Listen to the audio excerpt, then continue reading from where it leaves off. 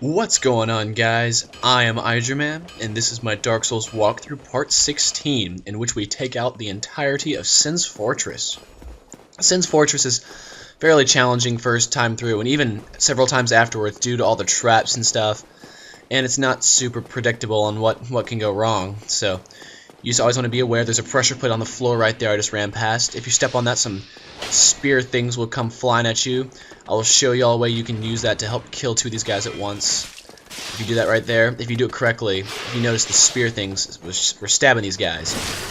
You can do that to kill one, and you can kill the other one with backstabs, or kill both of them with backstabs, or just do whatever you want. But these guys are fairly resistant to physical damage, so magic damage or perhaps ranged all typically work. So I have an upgraded weapon though, so I can do a good bit of damage on them. So heading up through Sin's Fortress, make sure to pick up this item right here, the Soul of a Brave Warrior.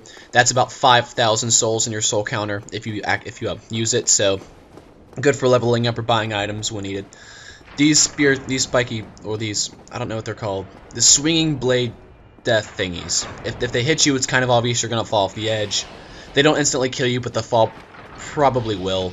So the best way to deal with this guy right here on the bridge is basically just do that strategy right there, where you just kind of block all his attacks, and eventually he will actually knock himself off the edge by being rebounded off your shield.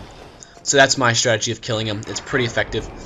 And what you want to do is, when you're fighting him, make sure to stay right underneath the bridge that you see that I am on right now, because if you kind of get too far out of that, then this guy will actually be able to hit you with his little lightning throw ball, his lightning things. So make sure to not get hit by that. There's another trap right there, so avoid that. You can actually run past that lightning snake guy and step on the pressure plate to kill him. So that's another way to do it.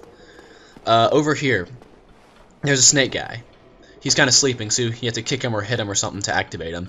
But you do not have to fight him, but there's a cool little strategy I want to show y'all, if I can actually get it to work. You want to be careful of this guy, because sometimes he likes to jump off the edge. But if you get him to swing just right, there you go. He breaks this wall, which is actually supposed to be for later, in which you actually turn the boulder mechanism that it comes and crushes this that wall right there. The boulder mechanism is something that we encounter later. And if you just notice, I rescued Big Hat Logan from his jail cell using the Master Key. Again, the Master Key is most definitely the best starting gift. Right there, I got a Soul of a Hero. That's 10,000 souls, so that's really good for leveling up in items and stuff. Once you free Big Hat Logan, he will go back up to Firelink Shrine. You have to have your intelligence up to 15, and he will sell you really good sorceries. So make sure, if you're a sorcerer, make sure to get that. Make sure to save him. He's really good. If you do not have the Master Key, there is a Cage Key that I get later, and I will show y'all how to get it. So right here, this is the boulder mechanism, or this is the first part of it. Make sure not to stay too long on the little staircase I'm on right now, because the boulders like to come. This guy is kind of annoying. Just make sure to kill him real quick. He also does bleeding damage, so make sure not to take too many hits from him, or you'll get the blood loss, and that will hurt really bad. So if you come up here, you get the Ring of Steel Protection. That's a pretty good ring that increases your physical defense by a good bit. So if you don't have a ring to wear, that's definitely one that you should consider. If you drop down here, you get the Shotel. What that does is, it's a basic weapon, however, it goes over shields. So if you're fighting in PvP or something like that, and the person is turtling behind their shield, you can basically just use that, and it has the same effect as if they had no shield at all. So it's pretty awesome. So it just goes right over their shield most of the time. So that's something that you definitely want to pick up if you're considering PvP. It's a pretty good PvP for new weapons, or for new players, excuse me. And right here, this guy is a Sigmayor of Katarina, I believe, and he has been banished from his home, I believe, and come in the world of Lordran because he no longer has a home. I think that's his lore, that he no longer has a home, and so he's just kind of adventuring and is an explorer. And several times you will encounter him if you actually talk to him. If you talk to him the first time, you will actually trigger his story. So make sure to talk to him. Make sure you get his dialogue and listen to what he has to say, and then it'll trigger his next appearance. But he's a pretty cool guy. He gets stopped very often by very petty petty issues, but every time you deal with one of those issues, he'll thank you, and typically he'll give you an item. So, yeah, if you notice right here, there's a snake guy right there, and there's also a pressure plate right in front of me. So a strategy to killing this guy is to step on the pressure plate and roll away really quickly.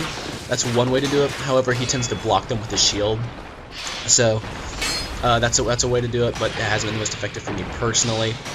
Typically, I just go in with my swords blazing and kill him. But be careful of the trap. If you step on that, that's, you know, bad things will happen. So right here, just wait. When you come to this place, just wait for a second. You can actually hear the boulder mechanism moving into position for that boulder to roll this way. So you can go down the stairs or up the stairs. I went up the stairs to try to get something. However, I missed and fell down here, and I thought I was going to die. But if you run down the stairs, you actually end up to where I am right now. So if you do not fall off the edge, however, you can get some pretty good items, and you can unlock a shortcut. So I was going to show that to y'all, but I missed. So you can go that way if you want, but this is the way that you can go if you just want to go to Sin's Fortress. Right here in front of me, you'll notice that this chest is a mimic chest. That means that if you try to open it, well, you get the picture, right? So you can use a Lord's Talisman to let him open like that, or you can just go kill him. If you kill him or use the Lord's Talisman to get what he's holding, you get the weapon called the Lightning Spear. That weapon is basically the Drake Sword from this part of the game onwards. It is a very good weapon for a good while, and if your Drake Sword should start to diminish in value at this point, so that's a really good weapon for new players as well.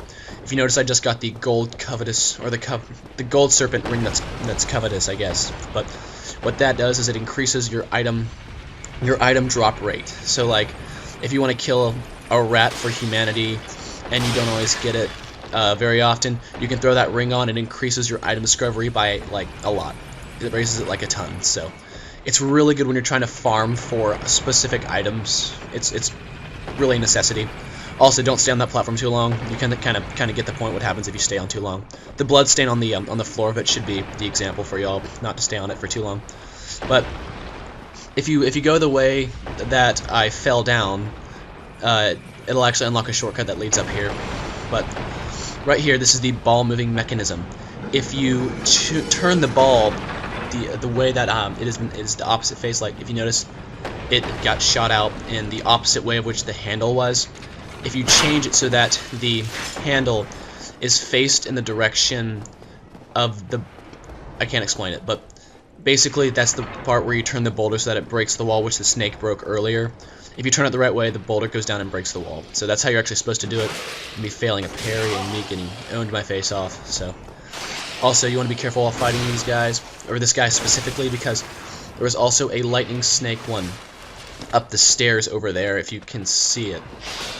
Sometimes you can trigger both at once, and it kind of is not good. So you want to be careful of that. Also, you don't want to roll too far back from where I am right now, because if you notice, yep, don't fall. That's pretty much instant death. Typically. So right here, I ran up here and killed a lightning snake thingy.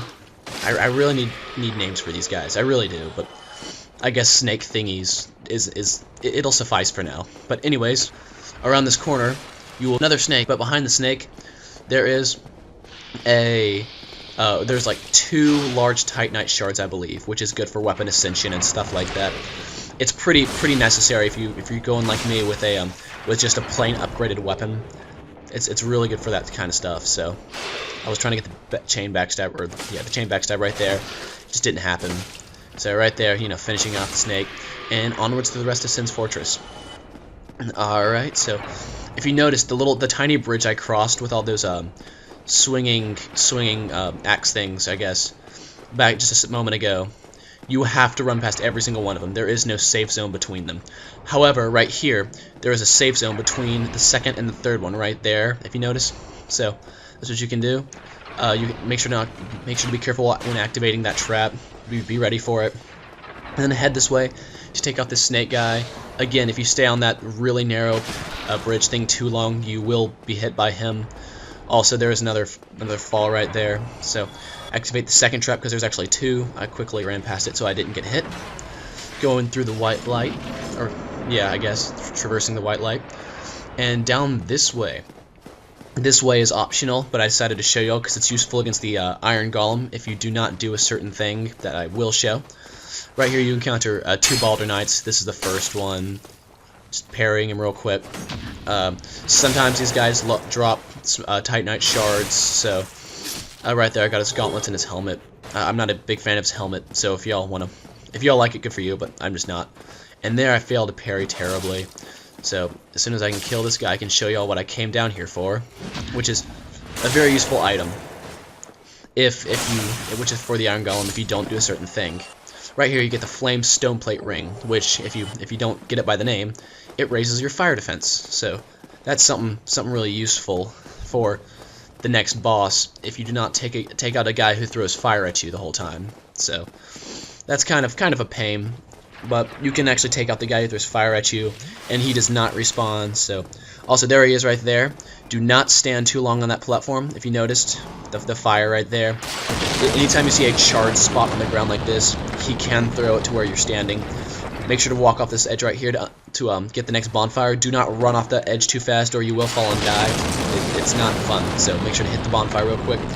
Level up if you need to, and keep on going. Also make sure to repair your equipment. That's something I really stress to new players, that repairing your equipment is incredibly useful and something that you really need to stay on top of, because you don't want to be in the middle of a hard fight and your weapon breaks because you didn't repair it in forever. So back again, heading back up through the top part of Sen's Fortress. Again, don't stand too long on the charred areas. This spot right here, even he can throw firebombs right there, so make sure to just keep moving. Over here you will encounter another. This should be like the second of the Tower Knight guys that you encounter in the game. We encountered the first one to get the Firekeeper Soul earlier in the game, if you remember. So make sure to check that out if you want a Firekeeper Soul. So take them out real quick. They aren't too challenging. Just make sure to either block or just roll dodge their attacks.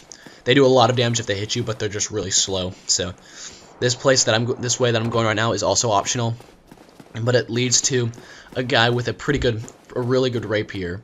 So if you're playing with a dexterity build and you like rapiers, this guy is someone that you're definitely gonna want to kill because he drops his rapier, which is pretty good. So his name is Ricard. I don't know if he's hollow or not, but he's not too hard. But the position he is on this tower kind of gives him a disadvantage. Except, ooh, that was close. He can parry you. Just be very careful. Right there, he almost got me. That stuff was close. So be careful when just going berserk on him. He can parry you, and that will not end very well for you. So I guess I just got lucky. So a strategy is to block his hit and give him a whack. So just make sure to be careful. He has some really fast moves, so just be careful of that. Once you take him out, I do not believe he respawns, and he drops his rapier, which I said a moment ago, Ricard's rapier. So, pretty good rapier if you're into rapiers, so you should check that one out. Up here, you encounter a divine blessing and a rare ring of sacrifice. What that does, well, the divine blessing basically heals you all the way, along with some other effects I just can't remember. And the rare ring of sacrifice, when you die, you keep your souls and your humanity like the normal ring of sacrifice. However, the rare ring of sacrifice, I believe, resists from curses. Like if you're fighting, there's a specific boss that can curse you while you're fighting him. So if you have a lot of souls on you and you don't want to be cursed, that's a really good ring to have, because if you get cursed or die, I believe the ring breaks and you are not cursed. So that's something that you should check into. Alright, so earlier, if you remember when we saved Big Hat Logan, and I said that the cage key is something that you get later, make sure to jump that gap right there. And there's an item down there if you want to pick it up. So, you can come this way, and this actually leads to the cage key. But first, make sure to check out this guy. He's kind of a jerk, but whatever. He sells you some awesome items, like some large Titanite shards or some green Titanite shards. Also, the Balder shield and the Tower shield, along with some rings, the Katarina armor, and some arrows, and a few other basic items. he's a very good source at this point in the game for y'all to pick up some Titanite shards and upgrade your weapons. So if you're kind of behind in your upgrading weapons, then he's a really good guy to get caught up on that stuff.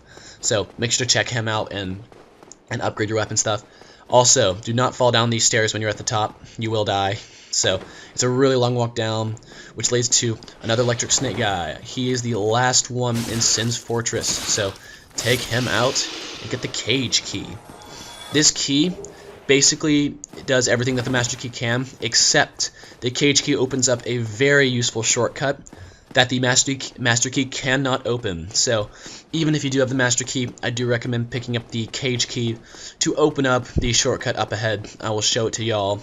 And yeah, so down there, if you notice, that's a fairly far drop, so don't fall. Can be bad.